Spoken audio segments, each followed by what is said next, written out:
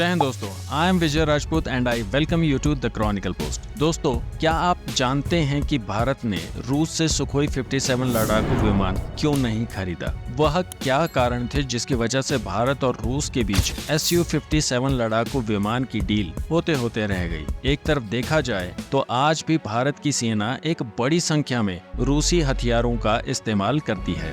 भारत आजादी के बाद से ही रूस से हथियार खरीद रहा है। सुखोई 57 को लेकर रूस चाहता था कि भारत और रूस दोनों मिलकर इस स्टेल्थ लड़ाकू विमान को डेवलप करें, जैसा कि रूस और भारत ने ब्रह्मोस के समय में किया था। दोनों देशों के ज्वाइंट वेंचर में बनी यह मिसाइल आज दुनिया की सबसे शक्तिशाली मिसाइल है। अमेरिका और चीन जैसे देश भी ब्रह्मोस की शक्ति से थर-थर कांपते हैं। भारत और रूस पहले भी मिलकर शक्तिशाली हथियार बना चुके हैं। अगर भारत रूस सुखोई 57 पर मिलकर काम करते तो शायद यह लड़ाकू विमान दुनिया का एक ऐसा स्टेल्थ फाइटर जेट होता जिसकी काट पूरी दुनिया के पास नहीं होती। वैसे दोस्तों, आपको बता दूं कि भारत ने इस प्रोजेक्ट पर काम करने के लिए और सुखोई 57 स्टेल्थ लड़ाकू विमान खरीदने के लिए $4 अरब भी लगा दिए थे, लेकिन कुछ ही समय बाद भारत ने इस प्रोजेक्ट से हाथ पीछे खींच लिए और अपनी लगाई हुई रकम भी वापस ले ली। और उस समय भारत के इस फैसले ने सबको हैरान कर दिया था।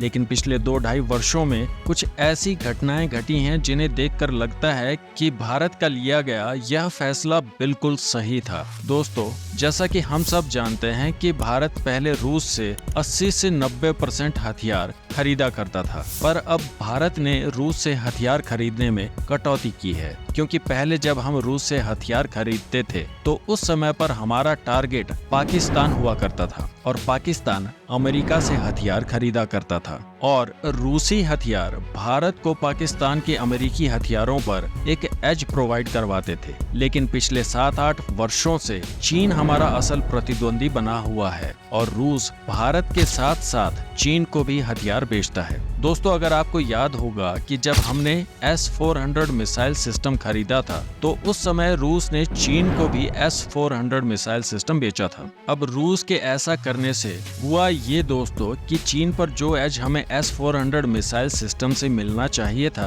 वह खत्म हो गया, क्योंकि चीन भी सेम डिफेंस सिस्टम लेकर बैठा हुआ है। इसका मतलब भारत ने जो अरबों डॉलर्स इस डिफेंस सिस्टम को खरीदने के लिए लगाए वह एक तरह से बर्बाद हो गए। और यही नहीं दोस्तों, जब भारत ने सुखोई 30 फाइटर जेट खरीदा तब रूस ने चीन को भी सुखोई 30 फाइटर जेट बेच दिया। और तो और रूस ने सुखोई 30 से अगली जनरेशन का सुखोई 35 भी चीन को बेच डाला। तो जो हथियार भारत खरीद रहा है वही हथियार रूस चीन को बेचता रहेगा तो उससे भारत का कोई फायदा नहीं होने वाला, केवल नुकसान होगा। तो इस वजह से भारत ने सुखोई 57 स्टेल्थ फाइटर जेट की डील को रद्द कर दिया। और दूसरी बात दोस्तों, भारत पिछले कुछ वर्षों से हर फील्ड में आत्मनिर्भर बनने की कोशिश में लगा हुआ है और अगर भारत रूस से सुखोई 57 वाली डील कर लेता तो भारत का एमका यानी कि एडवांस मीडियम कॉम्बैट एयरक्राफ्ट का प्रोजेक्ट पीछे छूट जाता। तो दोस्तों, भारत ने रूस से सुखोई 57 फाइटर जेट नहीं खरीदा।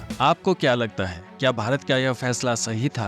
यस या फिर नो लिखकर कमेंट्स में हमें जरूर बताइए। तो दोस्तों, वीडियो को लाइक और शेयर करें और इसी तरह के इंटरेस्टिंग वीडियोस को देखने के लिए सब्सक्राइब करें द क्रॉनिकल पोस्ट चैनल को। अभी के लिए इतना ही, मिलते हैं एक नई वीडियो में एक नए टॉपिक के साथ। जय हिंद।